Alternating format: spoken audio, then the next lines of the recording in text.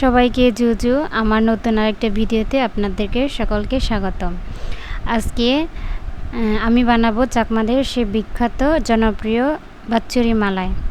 প্রথমে পরিমাণ মতো তেল দিয়ে দিব। তেলটা গরম হয়ে যাওয়ার পরে আমি মরিচ, রসুন, তারপরে সিদল, ধনেপাতা সব কিছু ইনগ্রেডিয়েন্ট একসাথে বেটে নিছি। ওগুলা তেলের মধ্যে দিয়ে হালকা লবণ, হলুদ আর মরিচের গুঁড়া দিয়ে কিছুক্ষণ কষিয়ে নিব। কষানো শেষ হলে এই পর্যায়ে যে সিদ্ধ করা বাঁশকরল ছিল এরপরে কিছুটা মাংস অ্যাড করে নেব, যাতে সে কষানো মশলাগুলো খুবই সুস্বাদু হয়। আপনারা যদি চান যে মাংস অ্যাড করবেন না, অন্য মাছও অ্যাড করতে পারেন।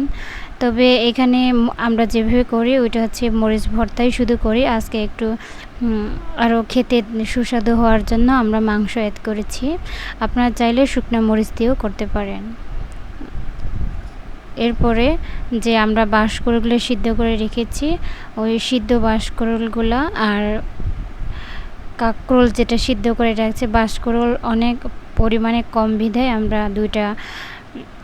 দুইটা কাঁকরোল সিদ্ধ করে রেখেছি। ওই সিদ্ধ কাঁকরোলের ভিতরে যে বিচিগুলো থাকে এগুলো আমরা বের করে নিচ্ছি, যাতে একটু খালি জায়গা হয়।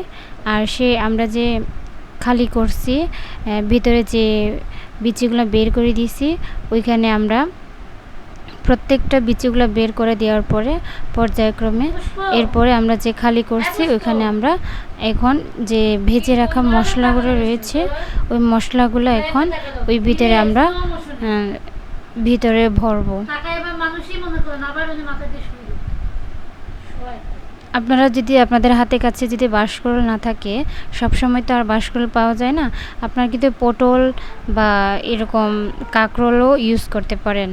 ওইখানে সে মশলাগুলো ভেজে রাখা মশলাগুলো এখন আমরা এক এক করে সব যে আমরা যে খালি করছি ওইখানে আমরা এগুলো মশলাগুলো আমরা ঢুকিয়ে দিব। ঢুকানোর পরে এক এক করে সব কিছু মশলাগুলো ওই ভিতরে ভরার পরে এখন আমরা ওগুলাকে আবার গরম তেলের মধ্যে ভেজে নেব। আপনারা স্বাদ অনুযায়ী মরিচ ঝালটা একটু কমাই করতে পারেন। তবে এখানে আমরা প্রচুর মরিচ দিয়েছি, যাতে খেতে খুবই সুস্বাদু হয় এবং মজাদার হতে পারে। এখন সব কিছু মশলা ভরানোর পরে এখন লাস্ট কাজ হচ্ছে কড়াইয়ের মধ্যে যে আমরা তেল গরম করে রেখেছিলাম ওইখানে আমরা এক এক করে সবগুলো আমরা দিয়ে দিব। দিয়ে দেওয়ার পরে অনেকক্ষণ ধরে আমরা যতক্ষণ না বাঁশকরলগুলো লাল লাল না হয়ে আসছে আমরা ভেজে নেব। এখন ভাজার পরে এক পাশে লাল হওয়ার পরে কিছুটা কালার আসার পরে এখন সবগুলো পর্যায়ক্রমে আমরা উল্টিয়ে দিব।